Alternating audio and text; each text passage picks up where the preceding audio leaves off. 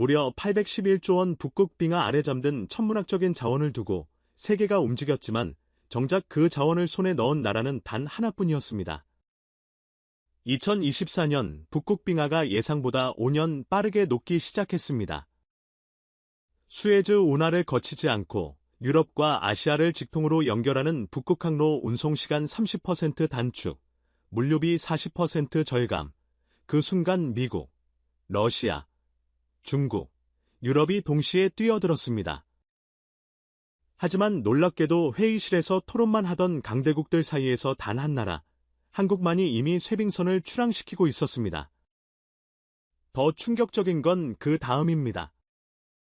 빙하 아래에서 5,500억 달러, 우리 돈 811조 원 규모의 유전과 가스전, 키토류가 발견되자 판이 완전히 뒤집혔습니다. 한국은 갑자기 막아야 할 대상이 됐고 국제연합까지 만들어져 강력한 견제가 시작됐습니다. 과연 한국은 어떻게 강대국들의 포위망을 뚫고 북극을 손에 넣을 수 있었을까요? 그리고 왜 세계는 이제야 한국의 진짜 실력을 깨달은 걸까요? 지금부터 유럽국제해운연합 관측단이 본국에 보낸 충격적인 보고서 내용을 공개합니다. 잠시만 구독과 좋아요 부탁드립니다. 댓글에도 대한민국 탐험 화이팅이라고 적어주세요. 저는 유럽계 국제해운연합 북극항로 관측단 소속으로 물류 전략을 담당하는 사람입니다. 솔직히 말씀드리면 이 일을 시작했을 때만 해도 북극항로는 그저 미래의 가능성 정도로만 생각했습니다. 빙하가 언제 녹을지 실제로 상업운항이 가능할지 아무도 확신하지 못했거든요. 그런데 그해 여름 상황이 급변했습니다. 위성 관측 데이터가 들어왔어요. 북극 빙하 면적이 역대 최저치를 기록했다는 보고였습니다. 그것도 예상보다 5년은 빠르게 말이죠. 브리핑룸에 모인 각국 대표들의 표정이 순식간에 달라졌습니다. 이건 단순한 기후변화 데이터가 아니었어요. 새로운 항로가 열렸다는 신호였으니까요. 회의는 즉시 긴급 모드로 전환됐습니다. 미국 대표가 먼저 입을 열었어요. 북극항로 개척에 즉각 착수해야 합니다. 우리가 선점하지 않으면 러시아나 중국이 먼저 움직일 겁니다. 러시아 측 인사가 코웃음을 쳤습니다. 선점이라니요. 북극연안은 우리 영토입니다. 항로 관리 주체는 당연히 러시아가 되어야죠. 중국 대표는 조용히 자료를 펼쳤어요. 북극항로는 국제공동 수역입니다. 1대1로 프로젝트의 확장선상에서 다자간 협력체계를 구축해야 합니다. 유럽연합 대표는 환경보호를 강조했고 일본은 기술협력을 제안했습니다. 모두가 자기 나라에 유리한 방식으로 판을 짜려고 했어요. 그 자리에서 한국 대표도 있었습니다. 조용히 앉아서 듣고만 있더군요. 사실 저를 포함해서 대부분의 사람들은 한국을 그렇게 중요한 플레이어로 보지 않았습니다. 조선 강국이긴 하지만 북극항로 개척은 외교력과 군사력 자원이 뒷받침되어야 하는 게임이니까요. 회의가 끝나고 복도에서 동료와 이야기를 나눴어요. 한국은 왜 저렇게 조용하죠? 글쎄요. 아마 자기들 입장에서는 끼어들 틈이 없다고 판단한 것 같은데요. 실제로 북극 관련 인프라도 없고 외교적 영향력도 제한적이잖아요. 그럼 결국 미국이나 러시아, 중국 중 하나가 주도권을 잡게 되겠네요. 당연하죠. 한국은 그냥 협력국 정도로 참여하게 될 겁니다. 저는 그렇게 생각했습니다. 북극항로는 강대국들의 게임이고 한국은 조연 정도의 역할을 할 거라고요. 그런데 그로부터 석 달 후 제가 얼마나 틀렸는지 깨닫게 됐습니다. 북극 현장 조사단이 구성됐어요. 실제로 항로를 개척할 수 있는지 기상 조건과 빙하 상태를 직접 확인하는 임무였습니다. 각국에서 파견된 인력들이 노르웨이 트롬소에 모였고 저도 그곳에 배치됐습니다. 항구에는 각국의 조사선들이 정박해 있었어요. 미국의 연구선, 러시아의 원자력 쇄빙선, 중국의 선룡호 모두 최신 장비를 갖춘 배들이었습니다. 그런데 제 시선을 사로잡은 건 따로 있었어요. 한국 국적의 쇄빙선 3척이 나란히 정박해 있었습니다. 아라오노 그리고 새로 건조된 2척의 차세대 쇄빙선. 배의 규모도 컸지만 뭔가 다른 느낌이었어요. 다른 나라 배들이 연구 목적의 탐사선 같았다면 한국 배들은 실전 투입을 전제로 만들어진 것처럼 보였습니다. 현장 책임자가 브리핑을 시작했어요. 오늘부터 북극 항로 시범 운항을 시작합니다. 각국 선박은 지정된 구역을 탐사하고 항로 개척 가능성을 보고해 주시기 바랍니다. 그런데 출항 준비 과정에서 문제가 생겼습니다. 미국 연구선이 엔진 점검 문제로 출항을 이틀 연기했어요. 러시아 쇄빙선은 승무원 교체 때문에 일주일 대기해야 했고 중국 설룡호는 보급품 문제로 출항이 늦어졌습니다. 그 사이 한국 쇄빙선들은 이미 북극해로 나아가고 있었습니다. 저는 당황했어요. 다른 나라들은 아직 준비 중인데 한국만 움직이고 있었으니까요. 동료에게 물었습니다.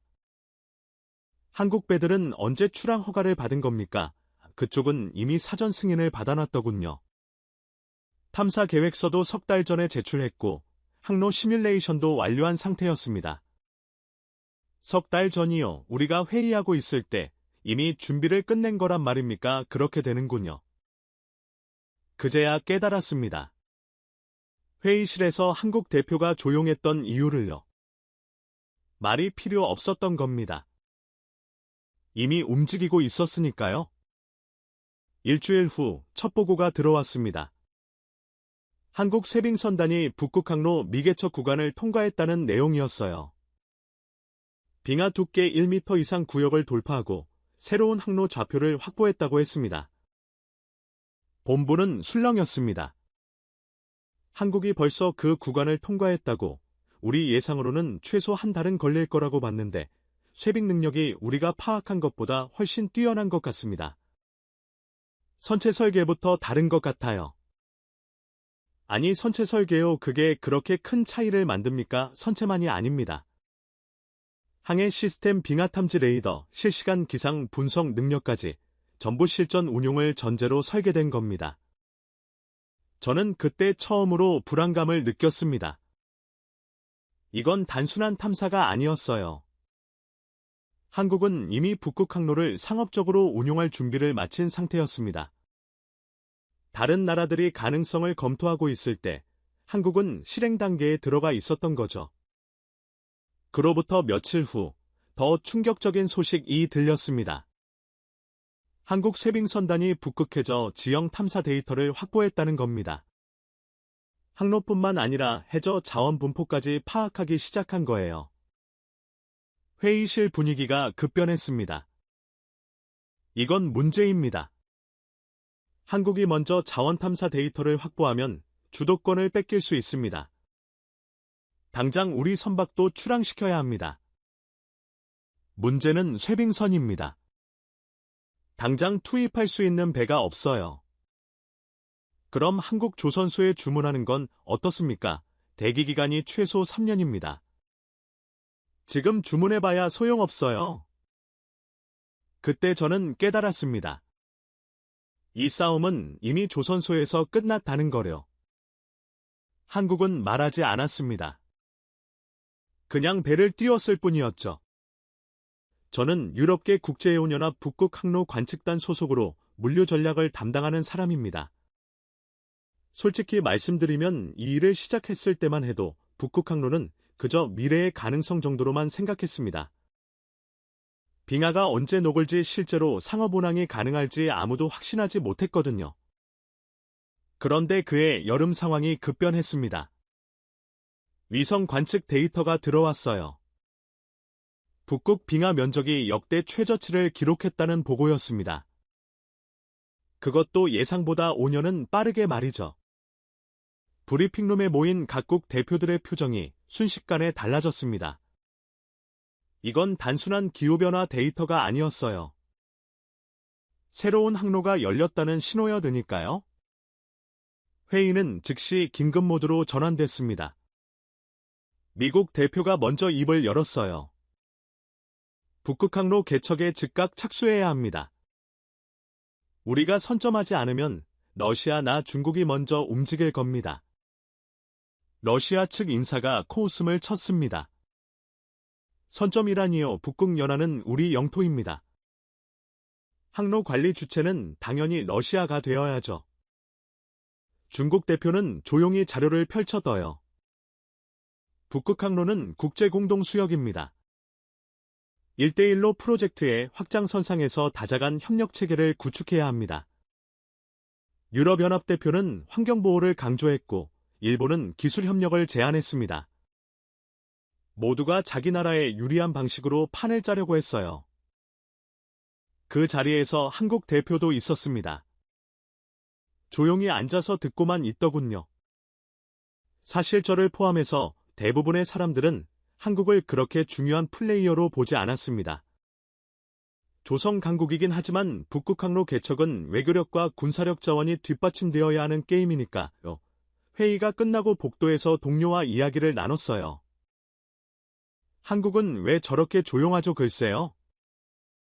아마 자기들 입장에서는 끼어들 틈이 없다고 판단한 것 같은데요.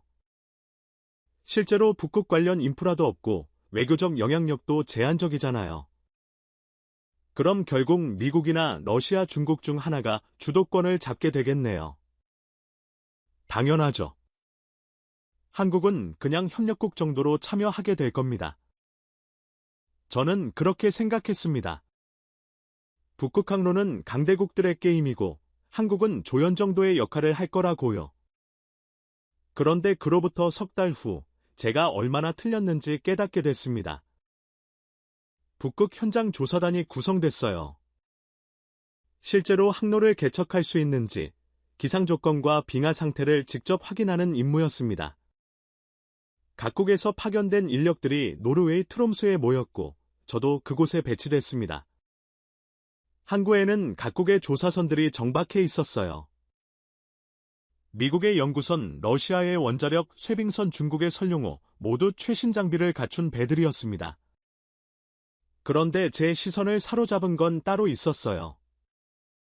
한국 국적의 쇠빙선 3척이 나란히 정박해 있었습니다. 아라오노 그리고 새로 건조된 2척의 차세대 쇠빙선. 배의 규모도 컸지만 뭔가 다른 느낌이었어요. 다른 나라 배들이 연구 목적의 탐사선 같았다면 한국 배들은 실전 투입을 전제로 만들어진 것처럼 보였습니다. 현장 책임자가 브리핑을 시작했어요. 오늘부터 북극 항로 시범 운항을 시작합니다. 각국 선박은 지정된 구역을 탐사하고 항로 개척 가능성을 보고해 주시기 바랍니다. 그런데 출항 준비 과정에서 문제가 생겼습니다. 미국 연구선이 엔진 점검 문제로 출항을 이틀 연기했어요. 러시아 쇠빙선은 승무원 교체 때문에 일주일 대기해야 했고 중국 선룡호는 보급품 문제로 출항이 늦어졌습니다. 그 사이 한국 쇠빙선들은 이미 북극해로 나아가고 있었습니다. 저는 당황했어요. 다른 나라들은 아직 준비 중인데 한국만 움직이고 있었으니까요. 동료에게 물었습니다. 한국 배들은 언제 출항 허가를 받은 겁니까? 그쪽은 이미 사전 승인을 받아놨더군요. 탐사 계획서도 석 달 전에 제출했고 항로 시뮬레이션도 완료한 상태였습니다. 석 달 전이요. 우리가 회의하고 있을 때 이미 준비를 끝낸 거란 말입니까? 그렇게 되는군요. 그제야 깨달았습니다. 회의실에서 한국 대표가 조용했던 이유를요. 말이 필요 없었던 겁니다. 이미 움직이고 있었으니까요. 일주일 후 첫 보고가 들어왔습니다. 한국 쇠빙선단이 북극 항로 미개척 구간을 통과했다는 내용이었어요.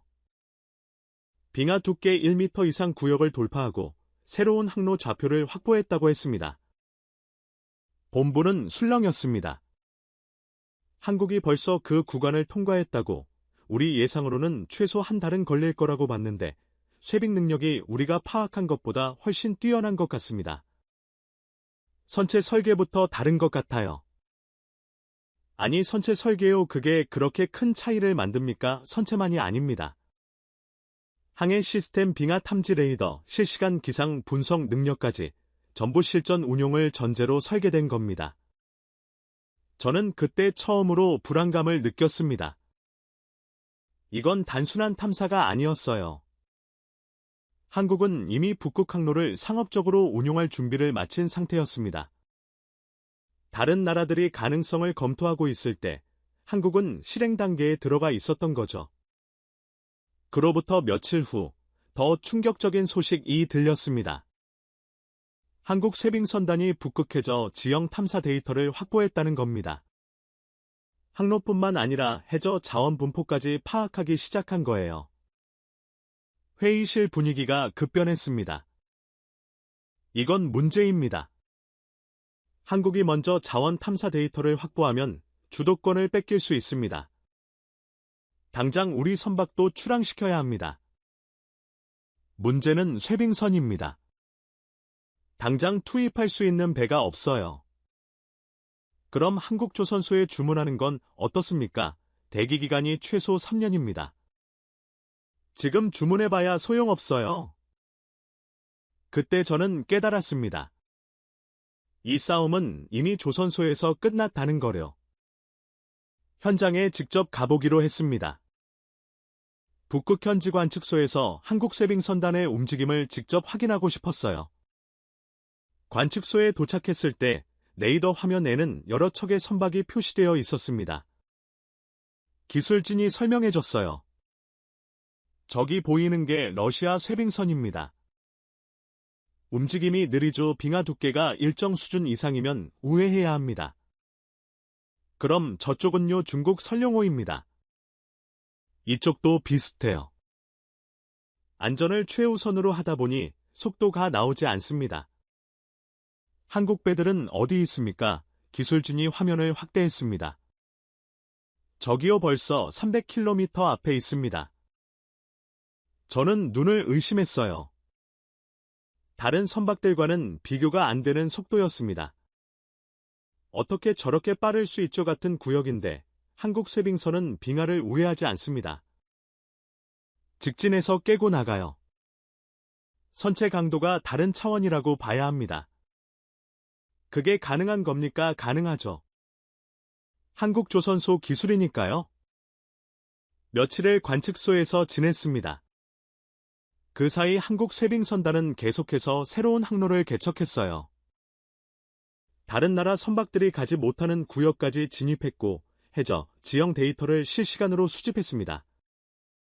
관측소 직원들 사이에서도 이야기가 나왔어요. 한국 배들 보셨어요? 완전히 다른 수준이던데 이번에 새로 투입된 쇄빙선 스펙 봤나요? 빙하 2m 두께까지 연속 쇄빙이 가능하대요. 2m요. 그 정도면 북극 어디든 갈 수 있는 거 아닙니까? 그러니까요. 다른 나라들이 길이 없다고 할 때 한국은 그냥 길을 만들어버리는 거죠. 본부에 중간 보고를 올렸습니다. 한국의 쇄빙 능력이 예상을 훨씬 뛰어넘으며 이대로 가면 북극 항로 주도권을 한국이 선점할 가능성이 높다는 내용이었어요. 답신이 왔습니다. 한국 조선소의 쇄빙선 주문을 타 지나라. 가격 협상은 유연하게 진행해도 된다. 저는 씁쓸하게 웃었습니다. 결국 답은 한국 조선소였던 겁니다. 한국 조선소 담당자와 연락이 다 닿았어요. 쇄빙선 주문 상담을 하고 싶습니다. 네, 가능합니다. 현재 대기 기간이 약 3년 반 정도 소요됩니다. 3년 반이요. 더 빨리 받을 수 없습니까? 죄송하지만 현재 수주가 포화 상태입니다. 러시아, 중국, 캐나다에서도 주문이 들어와 있어서요. 비용을 더 지불하면 우선순위를 높일 수 있습니까? 그건 어렵습니다. 저희는 선착순 원칙을 지키고 있습니다. 전화를 끊고 나서 한참을 멍하니 앉아 있었습니다. 다른 나라들도 이미 한국 조선소에 줄을 서 있었던 겁니다. 모두가 같은 결론에 도달했던 거예요. 북극 항로를 가려면 한국 쇄빙선이 필요하다는 것을요, 그 순간 깨달았습니다. 한국은 단순히 배를 만드는 나라가 아니었어요. 북극 항로라는 새로운 시대의 관문을 쥐고 있는 나라였습니다. 길을 열 수 있는 기술 그것을 한국만 가지고 있었던 겁니다. 회의실에서 토론하고 외교 채널로 협상하고 국제 규정을 논의하는 동안 한국은 이미 북극을 누비고 있었습니다. 말이 아니라 배로 회의가 아니라 항해로 계획이 아니라 실행으로요. 그로부터 2달이 지났습니다. 북극 현장에서는 각국의 탐사활동이 본격화되고 있었어요. 한국은 여전히 선두를 달리고 있었고 다른 나라들은 뒤를 쫓는 형국이었습니다. 그때까지만 해도 분위기는 경쟁적이긴 했지만 적대적이진 않았어요. 그런데 어느 날 모든 게 바뀌었습니다. 긴급회의 소집 통보가 왔어요. 한국 탐사단이 북극 해저에서 대규모 자원을 발견했다는 소식이었습니다. 회의실에 들어서는 순간 분위기가 예사롭지 않다는 걸 느꼈어요. 책임자가 스크린에 자료를 띄웠습니다. 한국해양연구소에서 제출한 보고서입니다. 북극 대륙봉 아래에서 유전 천연가스전 그리고 히토류 매장지를 발견했다고 합니다. 규모는 어느 정도입니까? 추정치로는 5,500억 달러입니다. 회의실이 술렁였어요. 5,500억 달러요. 우리 돈으로 811조 원이 넘는 금액이지 않습니까? 정확합니다. 그것도 현재까지 확인된 구역만 계산한 겁니다. 추가 탐사가 진행되면 더 늘어날 가능성이 높습니다. 미국 대표가 자리에서 일어났습니다. 잠깐만요. 한국이 발견했다고 해서 그게 한국 것이 되는 겁니까? 북극은 국제 수역입니다.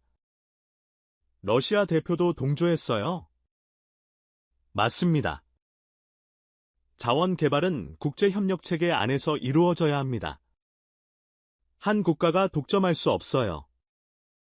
중국 대표가 자료를 넘기면서 말했습니다. 북극 대륙봉 자원은 유엔해양법 협약에 따라 공동 관리되어야 합니다. 즉시 국제공동탐사단을 구성해야 합니다. 저는 그 모습을 보면서 묘한 기분이 들었어요. 불과 몇 달 전만 해도 한국을 조연 정도로 봤던 사람들이 이제는 한국을 막아야 할 대상으로 보고 있었습니다. 유럽연합 대표가 말을 이었습니다. 환경 영향평가도 필요합니다. 대규모 자원 개발이 북극 생태계에 미칠 영향을 고려해야 합니다. 일본 대표는 좀 더 조심스럽게 접근했어요. 기술적 안전성 검토도 필요합니다. 북극이라는 특수한 환경에서의 자원 개발은 전례가 없으니까요. 모두가 명분을 내세웠지만 본심은 하나였습니다. 한국의 독주를 막아야 한다는 것이었죠. 회의가 끝나고 복도에서 몇몇 대표들이 따로 모이는 걸 봤습니다. 공식 회의보다 더 중요한 이야기가 오가고 있다는 느낌이었어요. 며칠 후 예상대로 움직임이 시작됐습니다. 국제북극자원관리협의체라는 이름의 조직이 급조됐어요. 미국, 러시아, 중국, 유럽연합, 캐나다, 일본이 주축이었습니다. 명분은 북극자원의 지속가능한 개발이었지만 실제 목적은 명백했죠. 협의체 첫 회의에서 제시된 안건들을 보면 알 수 있었습니다. 북극자원 개발 모라토리엄 선언 향후 2년간 모든 상업적 개발을 중단하고 국제공동연구만 진행한다. 북극 탐사활동 사전 승인제 모든 탐사 계획을 협의체에 제출하고 승인을 받아야 한다. 자원 개발이 이공동분 배원 측 발견국에게 우선권을 주되 개발 이익은 참여국 전체가 나눈다. 한국 대표가 반박했습니다. 이건 사실상 한국의 탐사활동을 막겠다는 겁니다. 우리가 먼저 발견하고 먼저 투자했는데 왜 결과를 나눠야 합니까? 미국 대표가 차분하게 대응했어요. 발견과 개발은 다른 문제입니다. 북극은 인류 공동의 자산입니다. 한국가의 이익보다 전 지구적 관점에서 접근해야 합니다. 러시아 대표가 거들었습니다. 환경 파괴 위험도 있습니다. 신중하게 접근해야 해요. 한국 대표는 더 이상 말하지 않았습니다. 어차피 이미 결론이 정해진 회의였으니까요. 저는 그 광경을 보면서 씁쓸했습니다. 국제협력이라는 이름으로 포장되고 있지만 결국은 한국을 견제하기 위한 연합이었으니까요. 본부의 상황을 보고했어요. 협의체가 형성됐습니다. 한국의 북극 활동을 제한하려는 움직임입니다. 효과가 있을까요? 글쎄요. 법적 구속력이 있는 건 아니지만 국제 여론을 활용하면 압박은 가능할 겁니다. 한국 측 대응은요 아직은 조용합니다. 하지만 탐사 활동은 계속하고 있어요. 실제로 그랬습니다. 국제사회의 견제가 시작됐지만 한국 쇄빙선단은 여전히 북극을 누비고 있었어요. 오히려 탐사 속도가 빨라진 것처럼 보였습니다. 현장 관측소 데이터를 확인해 봤어요. 한국은 이미 발견한 자원 구역뿐만 아니라 주변 해역까지 체계적으로 탐사하고 있었습니다. 마치 시간이 얼마 남지 않았다는 걸 아는 것처럼요. 동료가 말했습니다. 한국이 서두르고 있어요. 국제 규제가 본격화되기 전에 최대한 많은 데이터를 확보하려는 것 같습니다. 막을 방법이 있습니까? 쉽지 않죠. 북극은 공해입니다. 탐사 자체를 막을 법적 근거가 없어요. 그럼 압박을 강화해야 하는 거 아닙니까? 그게 지금 협의체에서 논의 중인 겁니다. 협의체는 더 구체적인 방안들을 내놓기 시작했습니다. 환경단체들을 동원한 캠페인이 시작됐어요. 북극 개발이 생태계를 파괴한다는 내용이었습니다. 한국을 직접 거론하진 않았지만 누구를 겨냥한 건지는 명백했죠. 언론에서도 관련 기사들이 쏟아졌습니다. 북극의 무분별한 개발 누가 책임질 것인가? 빙하 아래 자원 인류의 미래인가 재앙인가? 북극 쇄빙선 경쟁 새로운 냉전의 시장 여론전이 시작된 겁니다. 동시에 기술적인 압박도 들어갔어요. 국제해양안전기구에서 북극항의 안전기준을 강화하겠다고 발표했습니다. 쇄빙선의 환경기준, 승무원 자격요건, 비상대응체계 등을 까다롭게 만들겠다는 거였어요. 한국조선업계 관계자가 기자회견을 열었습니다. 새로운 안전기준은 기술적으로 충분히 달성 가능합니다. 오히려 우리 쇄빙선이 이미 그 기준을 초과하고 있습니다. 다른 국가들은 어떻습니까? 현재 운용 중인 대부분의 쇄빙선이 새 기준을 충족하지 못합니다. 개조하거나 신규 발주해야 할 겁니다. 결국 안전기준 강화도 한국을 막지 못했습니다. 오히려 다른 나라들의 발목을 잡는 꼴이 됐죠. 저는 본부에 또 다른 보고서를 올렸습니다. 현재까지의 견제 시도는 효과가 제한적입니다. 한국은 이미 필요한 기술과 인프라를 갖추고 있습니다. 그럼 어떻게 해야 합니까? 시간입니다. 한국이 데이터를 독점하기 전에 우리도 탐사 능력을 갖춰야 합니다. 쇄빙선 확보는요, 한국조선소 대기 시간은 여전히 3년 이상입니다. 다른 조선소는 기술력이 부족하고 결국 답이 없다는 말입니까? 단기적으로는 그렇습니다. 회의실이 무거워졌습니다. 모두가 같은 생각을 하고 있었어요. 이미 늦었다는 것을요. 그때 러시아 대표가 제안했습니다. 한국에 직접 협상을 제의하는 건 어떻습니까? 공동개발 방식으로요. 한국이 받아들일까요? 자원 개발에는 막대한 비용이 듭니다. 투자를 분산할 수 있다면 한국 입장에서도 나쁘지 않을 겁니다. 중국 대표가 고개를 저었습니다. 한국이 그걸 모를까요? 이미 계산이 끝났을 겁니다. 자금 조달 계획도 세워져 있을 거예요. 그럼 어떻게 합니까? 압박 수위를 높여야 합니다.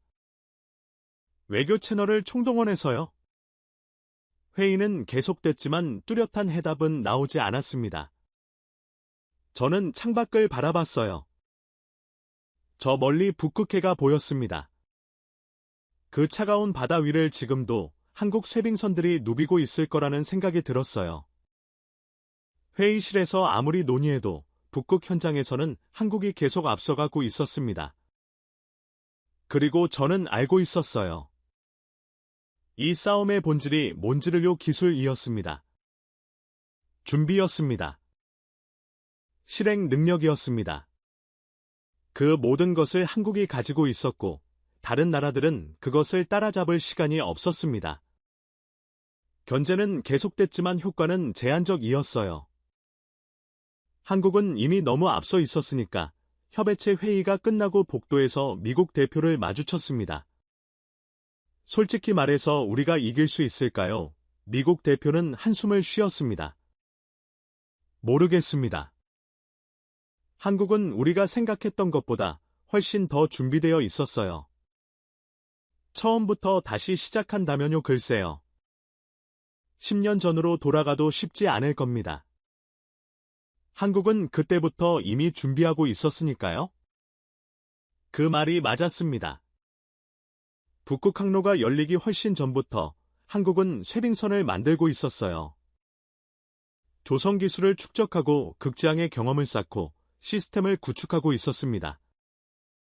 다른 나라들이 가능성을 논의할 때 한국은 실행 방법을 연구했습니다. 회의할 때 한국은 훈련했습니다. 계획할 때 한국은 준비했습니다. 그래서 북극 빙하가 열렸을 때 한국만 움직일 수 있었던 겁니다. 견제가 본격화됐습니다. 국제북극자원관리협의체는 단순한 논의기구에서 실질적인 압박 조직으로 변했어요. 각국이 외교 채널을 총동원하기 시작했습니다. 본부에서 긴급 지시가 내려왔습니다. 한국의 탐사활동을 지연시켜야 합니다. 가능한 모든 수단을 동원하십시오. 구체적으로 어떤 방법을 말씀하시는 겁니까? 국제규정을 활용하세요. 절차상 문제를 제기하고 검증 기간을 늘리고 추가 서류를 요구하십시오. 경험이 편치 않았어요. 이건 정당한 경쟁이 아니었습니다. 하지만 명령은 명령이었죠. 협의체는 새로운 가이드라인을 발표했습니다. 북극 탐사활동 투명성 강화 방안, 모든 탐사 데이터를 협의체에 제출하고 검증을 받아야 한다. 탐사 장비 안전성 재검증 환경영향 평가를 3개월마다 실시한다. 탐사구역 중복 방지 시스템 동일 구역에 복수국가가 신청할 경우 협의체가 조정한다. 표면적으로는 합리적인 규정들이었습니다. 하지만 실제로는 한국의 발목을 잡기 위한 장치들이었어요. 한국 대표가 회의에서 항의했습니다. 이 규정들은 사실상 탐사활동을 마비시키는 겁니다. 데이터 제출과 검증만 해도 몇 주가 걸립니다. 미국 대표가 답했어요. 투명성은 필수입니다. 모든 국가가 동일한 기준을 적용받습니다. 하지만 현재 활발하게 탐사 중인 나라는 우리뿐입니다. 결국 우리만 제약을 받는 거죠. 러시아 대표가 끼어들었습니다. 그건 한국이 너무 앞서 나갔기 때문입니다. 다른 국가들이 따라잡을 시간이 필요합니다. 한국 대표는 더 이상 말하지 않았습니다. 어차피 다수결로 밀릴 게 뻔했으니까 규정이 시행됐습니다. 한국이 탐사 계획을 제출하면 협의체는 추가 자료를 요구했어요. 환경 영향 평가가 부족하다. 안전 대책이 불충분하다. 데이터 형식이 맞지 않는다. 온갖 이유를 들어서 승인을 지연시켰습니다. 한국 탐사단의 활동 속도가 눈에 띄게 느려졌어요. 관측소 레이더를 보면 알 수 있었습니다. 예전처럼 자유롭게 움직이지 못하고 있었어요. 동료가 말했습니다. 효과가 있는 것 같습니다. 한국의 탐사 일정이 최소 6개월은 지연될 겁니다. 그 사이 우리는 뭘 합니까? 쇄빙선 건조를 서두르고 있습니다. 한국조선소 말고 다른 대안을 찾고 있어요. 찾았습니까? 아직은요, 기술력 차이가 생각보다 큽니다. 저는 씁쓸했습니다. 결국 우리는 한국을 따라잡는 게 아니라 한국을 막는 것으로 전략을 바꾼 거였어요. 그러던 어느 날 예상치 못한 보고가 들어왔습니다.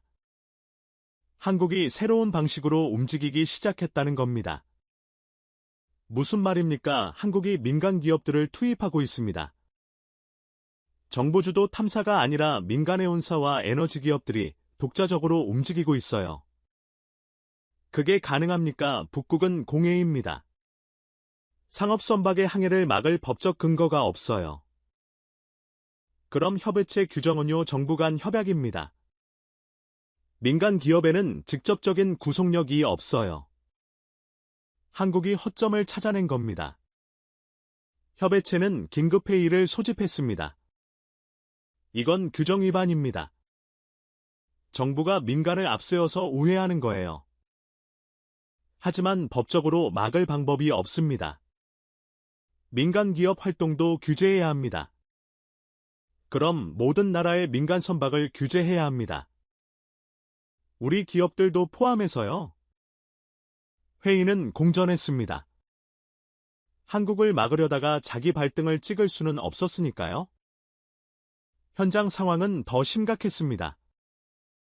한국 민간 세빙선들이 북극에 속속 투입되고 있었어요. 해운사 소속 세빙 화물선 에너지기업의 탐사선 심지어 민간연구소 선박까지 정부 선박보다 더 많은 수가 북극을 누비기 시작했습니다. 관측소 기술진이 황당해했어요.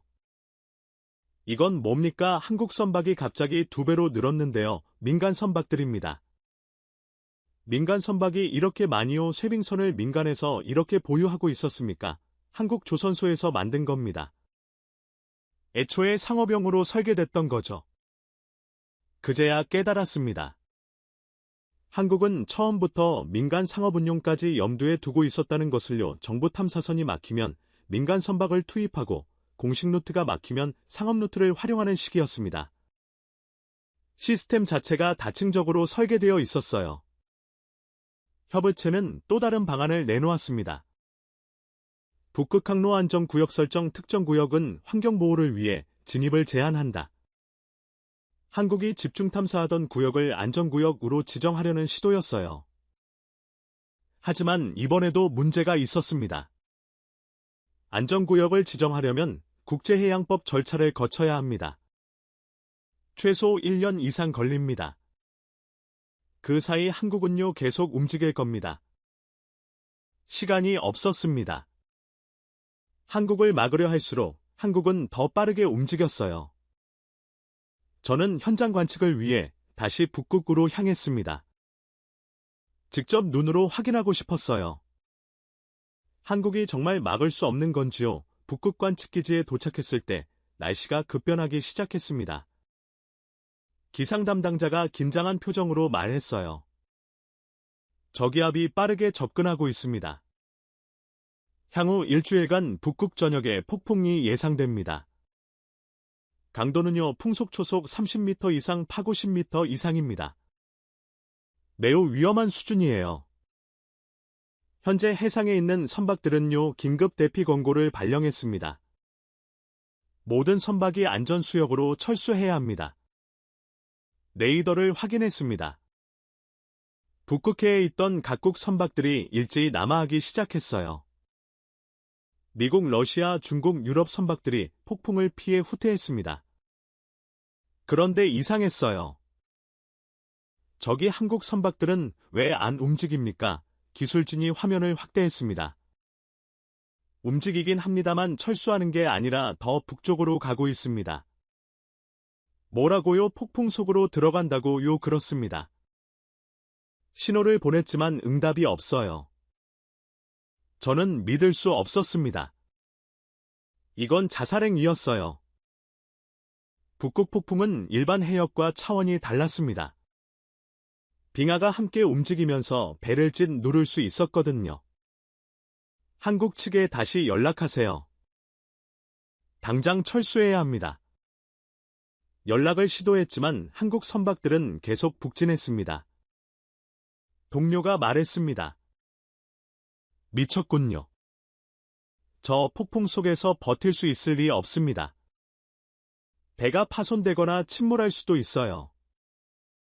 그럼 구조 작업을 준비해야 하는 거 아닙니까?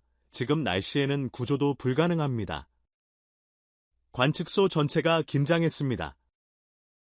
한국 선박들의 무모한 결정 때문이었어요. 폭풍이 시작됐습니다. 레이더 화면이 흐려졌어요. 기상 상황이 너무 악화돼서 정확한 추적이 어려웠습니다. 한국 선박들의 신호가 간헐적으로만 잡혔어요. 이틀이 지났습니다. 폭풍은 계속됐고 한국 선박들과의 통신은 끊겼습니다. 신호가 안 잡힙니다. 혹시 침몰한 건 아닙니까? 확인이 안 됩니다. 레이더 범위를 벗어났을 수도 있고요. 사흘째 되는 날 기상청에서 연락이 왔어요. 폭풍이 약해지기 시작했습니다. 서서히 해상 상황이 회복될 겁니다. 한국 선박들 위치는 파악됐습니까? 아직입니다. 나흘째 레이더가 다시 작동하기 시작했습니다. 기술진이 소리쳤어요. 신호 포착됐습니다. 한국 선박들입니까? 네, 전부 확인됩니다. 7척 모두 안전합니다. 저는 안도했습니다. 다행이었어요. 그런데 좌표를 확인하는 순간 입이 떡 벌어졌습니다. 이게 어떻게 된 겁니까? 한국 선박들은 폭풍 전보다 훨씬 북쪽에 있었습니다. 아무도 가본 적 없는 미개척 해역이었어요. 폭풍을 뚫고 전진한 겁니까? 그렇게 보입니다. 신호 기록을 보면 한 번도 멈추지 않았어요. 동료가 중얼거렸습니다. 미친 사람들. 저는 다른 생각이 들었습니다. 미친 게 아니었어요. 계산된 행동이었습니다. 폭풍 때문에 다른 나라 선박들이 모두 철수했습니다. 그 사이 한국은 경쟁자 없이 새로운 구역을 개척한 거예요. 폭풍을 장애물이 아니라 기회로 본 겁니다.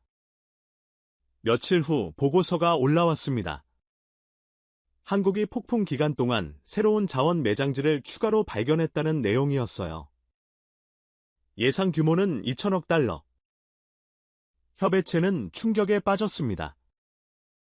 우리가 한국을 막는 동안 한국은 오히려 더 많이 찾아냈습니다. 이제 어떻게 해야 합니까? 모르겠습니다. 한국은 우리가 막을 수 없는 영역으로 가버렸어요. 회의실은 침묵에 빠졌습니다. 저는 그때 깨달았습니다. 처음부터 싸움은 불공평했다는 것을요. 한국은 규정이 없어도 안전하게 항해할 수 있는 기술이 있었고, 폭풍 속에서도 전진할 수 있는 선박이 있었고, 위험을 감수할 수 있는 시스템이 있었습니다. 반면 우리는 규정을 만들어서 한국을 묶으려 했지만, 정작 우리 자신도 그 규정에 갇혀 있었어요. 한국을 막으려던 연합은 결국 한국을 막지 못했습니다. 북극이 함정이었던 건 한국이 아니라 우리였습니다. 폭풍이 지나간 후 북극의 상황은 완전히 달라져 있었습니다. 한국이 발견한 추가 자원 매장지 소식이 전 세계로 퍼졌어요. 협의체는 긴급 대책회의를 소집했지만 이미 분위기는 달라져 있었습니다. 이제 어떻게 하실 겁니까? 한국을 계속 막을 건가요? 아니면 협력할 건가요? 유럽 대표가 조심스럽게 물었어요. 그동안 가장 강경하게 한국을 견제하던 사람이었는데 이제는 태도가 바뀌어 있었습니다. 미국 대표가 한숨을 쉬었습니다.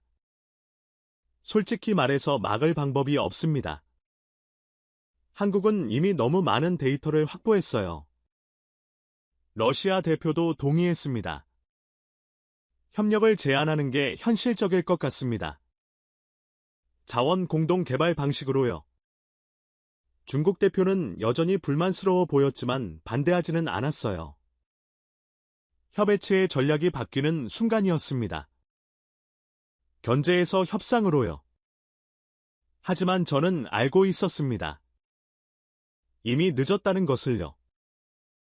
그로부터 한 달 후 또 다른 위기가 찾아왔습니다.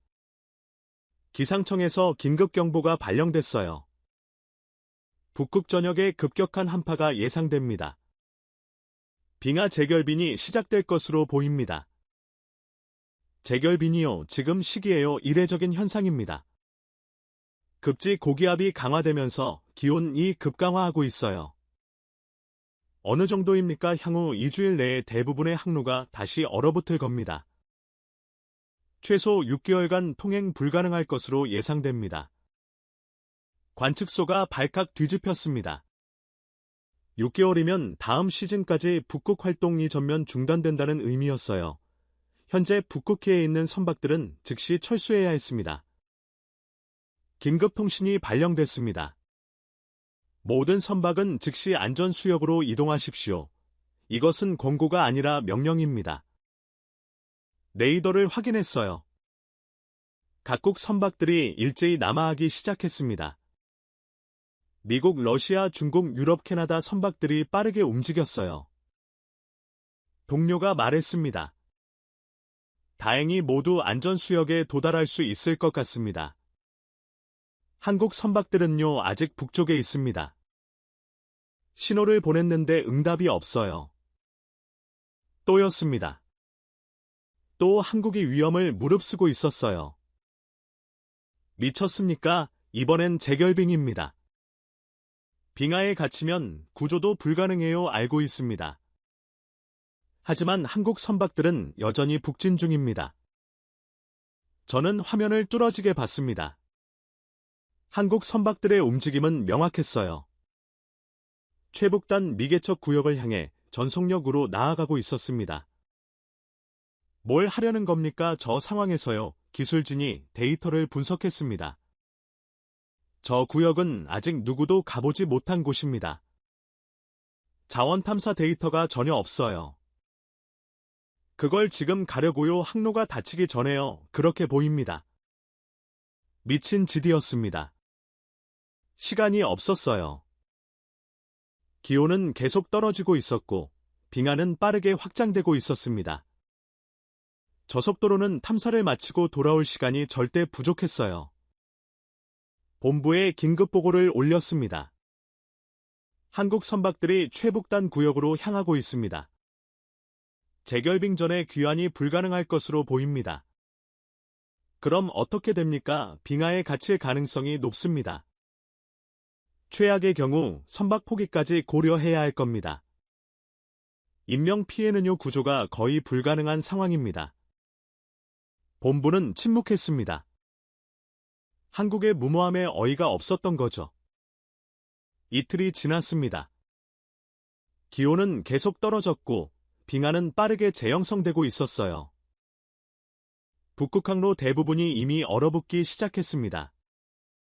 다른 나라 선박들은 모두 안전하게 철수했습니다. 북극해에 남은 건 한국 선박들 뿐이었어요.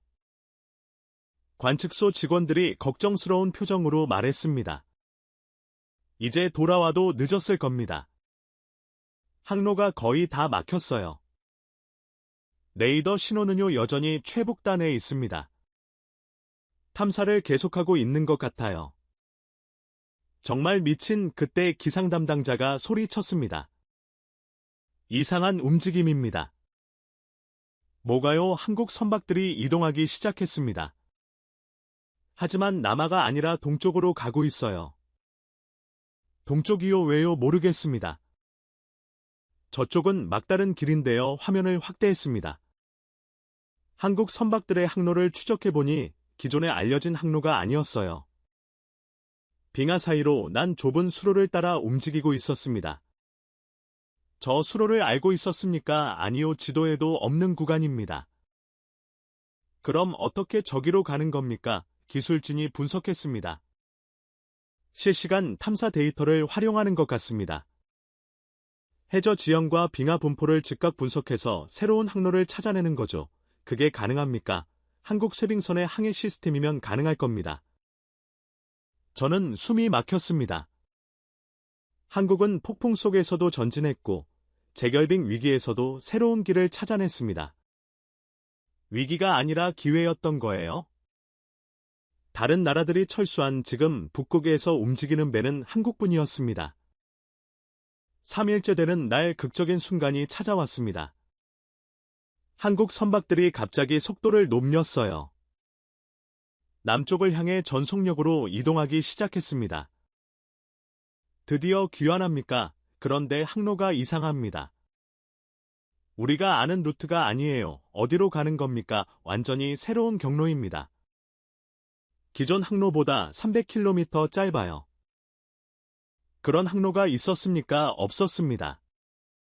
지금 만들어지고 있는 겁니다. 한국 쇄빙선들이 빙하를 깨며 새로운 항로를 개척하고 있었어요. 재결빙이 진행되는 와중에 오히려 더 빠른 길을 찾아낸 겁니다. 관측소 전체가 숨을 죽이고 지켜봤습니다. 한국 선박들은 쉬지 않고 전진했어요.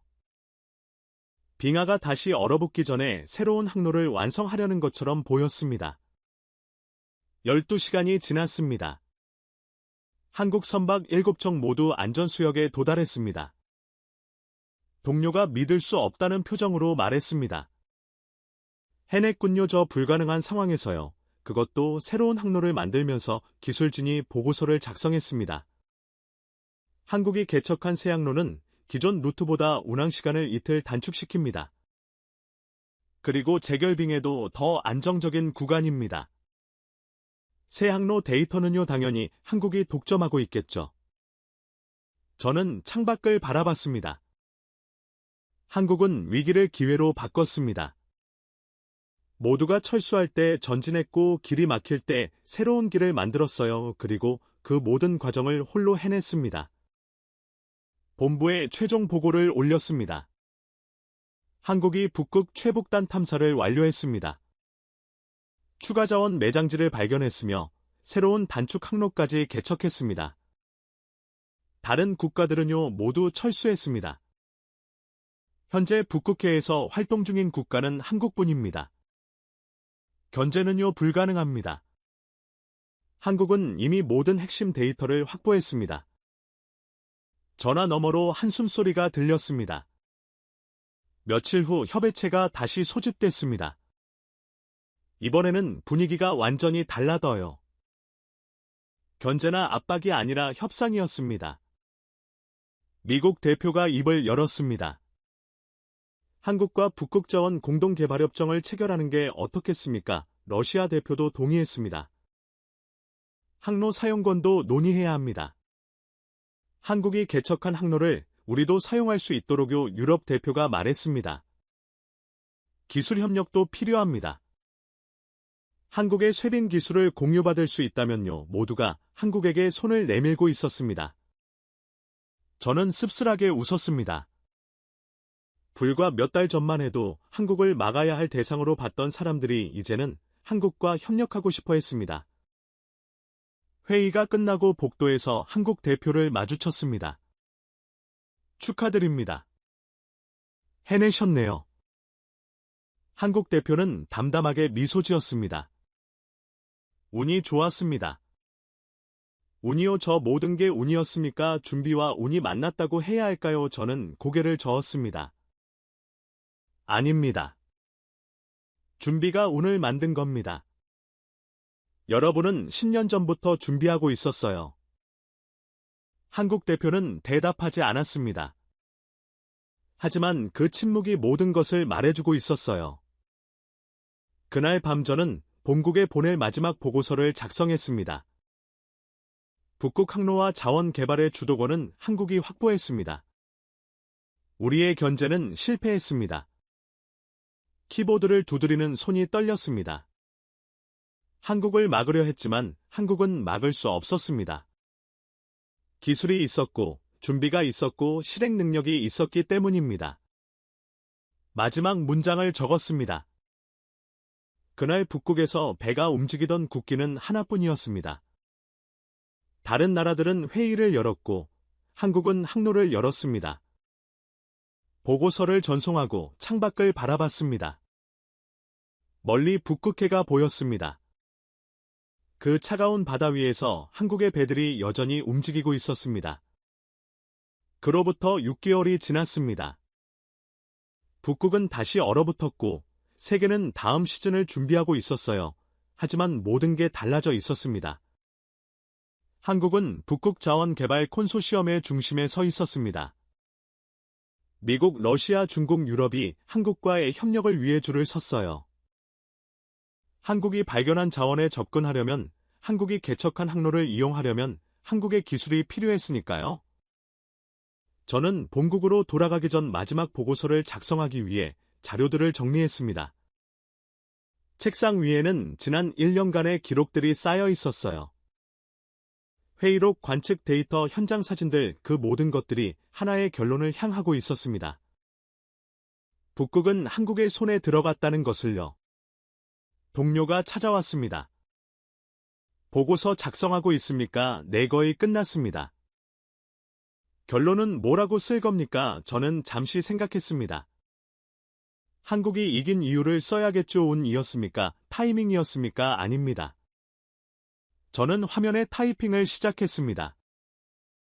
한국이 북극을 선점한 이유는 운도 아니고 정치 구호도 아니고 외교력도 아니었습니다. 바로 수십 년 동안 쌓아온 조선 기술과 준비였습니다. 동료가 고개를 끄덕였습니다. 맞는 말입니다. 우리는 한국을 너무 약 봤어요. 자료를 넘기면서 하나씩 확인했습니다. 한국의 첫 쇄빙선 아라우노는 2009년에 건조됐어요. 북극 항로가 본격적으로 주목받기 훨씬 전부터였습니다. 그때부터 한국은 극지항의 기술을 축적하기 시작했던 겁니다. 2010년대 초반 한국 조선소들은 쇄빙 화물선 건조 기술을 개발했습니다. 상업적 운용을 염두에 둔 설계였어요. 다른 나라들이 영구용 탐사선만 만들 때 한국은 이미 실전 배치를 준비하고 있었던 겁니다. 2015년부터 한국은 북극항로 시범 운항을 시작했습니다. 매년 데이터를 축적했고 항해 노하우를 쌓았어요. 일회성 탐사가 아니라 시스템을 구축한 겁니다. 2020년 한국은 차세대 쇄빙선 건조에 착수했습니다. 빙하 2m 두께까지 연속 쇄빙이 가능한 스펙이었어요. 세계 어떤 쇄빙선보다 뛰어난 성능이었습니다. 그리고 2024년 북극 빙하가 열려들 때 한국은 이미 준비를 마친 상태였습니다. 저는 타이핑을 계속했습니다. 한국의 승리는 15년 준비의 결과였습니다. 다른 나라들이 회의실에서 가능성을 논의할 때 한국은 조선소에서 배를 만들고 있었습니다. 우리가 계획서를 작성할 때 한국은 항해 훈련을 하고 있었습니다.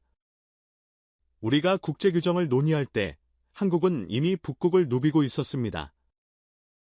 동료가 말했습니다. 그래도 우리가 연합해서 막으려 했지 않습니까? 왜 실패한 겁니까? 막을 수 없었습니다. 왜요? 한국은 시스템이었으니까요. 저는 설명을 이어갔습니다. 한국의 강점은 단순히 좋은 배를 가진 게 아니었어요. 조선소 해운사 에너지기업 연구소가 하나의 시스템으로 움직였습니다. 정보 탐사선이 막히면 민간 선박이 투입됐고 공식 루트가 막히면 상업 루트가 작동했어요. 한 곳을 막으면 다른 곳에서 길이 열렸습니다. 반면 우리는 어땠습니까? 각국이 따로 움직였고 부처 간 조율도 제대로 안 됐어요. 회의는 많았지만 실행은 느렸습니다. 한국을 막으려고 만든 국제규정은 오히려 우리 자신의 발목을 잡았습니다. 한국은 그 규정을 우회할 방법을 찾았지만 우리는 우리가 만든 규정에 갇혀버렸어요. 결국 시작부터 불공평한 싸움이었다는 말입니까? 그렇습니다. 기술력에서 이미 차이가 났고 시스템에서도 밀렸고 준비도 부족했습니다. 동료는 한숨을 쉬었습니다. 그럼 우리는 앞으로 어떻게 해야 합니까? 한국과 협력해야 합니다. 다른 선택지가 없어요. 보고서 작성을 마무리했습니다. 한국이 북극을 선점한 것은 우연이 아니었습니다.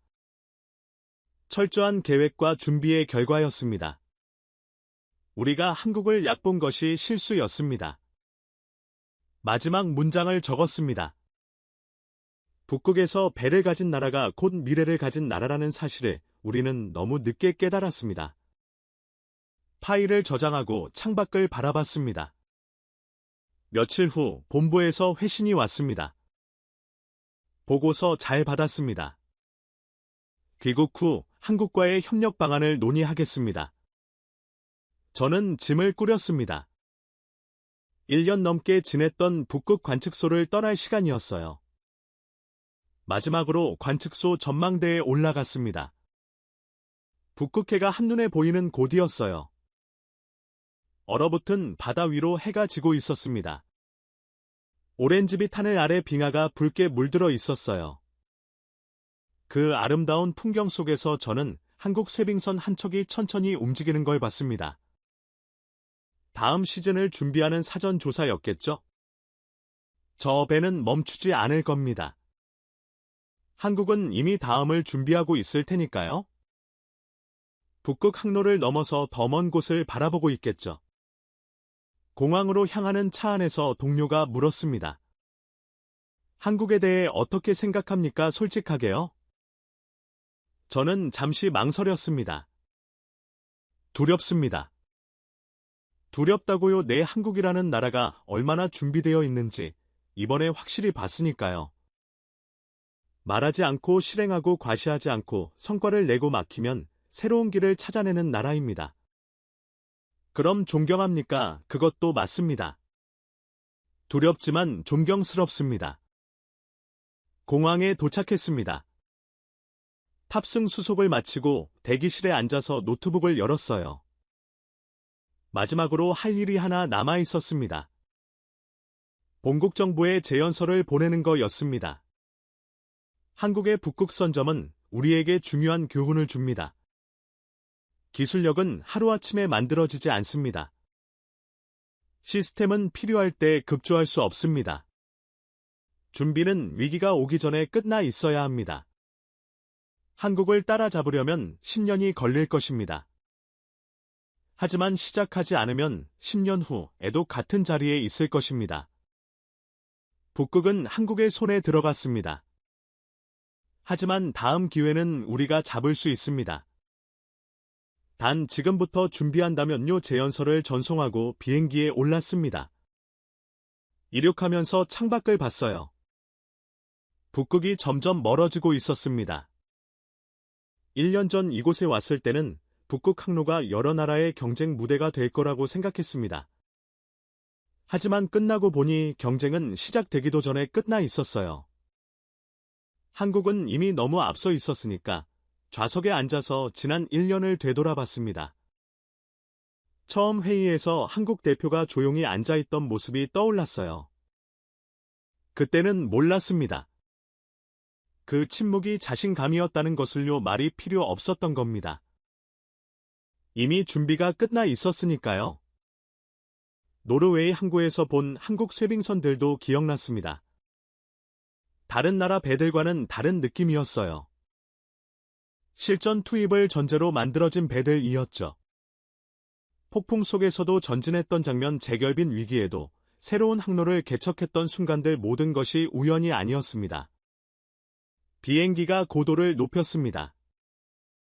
창밖으로 지평선이 보였어요. 저 너머 어딘가에 한국이 있을 겁니다. 그리고 한국은 지금도 움직이고 있을 거예요. 다음 기회를, 다음 도전에, 다음 승리를 준비하면서요. 저는 눈을 감았습니다. 한 가지는 확실히 배웠습니다. 한국을 절대 얕보면 안 된다는 것을요. 북극이 증명했으니까요. 빙하가 열렸을 때 배를 가진 나라는 한국뿐이었습니다. 그리고 그 배들은 멈추지 않을 것입니다. 여러분, 이 이야기는 단순히 북극에서 벌어진 일만이 아닙니다. 대한민국이 얼마나 오래 준비하고 얼마나 치밀하게 실행하고 얼마나 강인하게 돌파하는 나라인지를 보여주는 이야기입니다. 세계가 회의할 때 우리는 실행했고, 세계가 계획할 때 우리는 이미 배를 띄웠습니다. 우리가 사는 이 나라 대한민국이 얼마나 대단한 나라인지 다시 한번 느끼게 됩니다. 여러분 어떠셨나요? 여러분 마음속에 약간이라도 감동이 되신다면 정말 다행입니다. 잠시만 구독과 좋아요로 이 감동을 함께 나눠주세요. 댓글에 대한민국 화이팅이라고 적어주시면 더욱 힘이 됩니다. 여러분 모두 자랑스러운 대한민국 국민이십니다. 감사합니다. 다음에 또 만나요.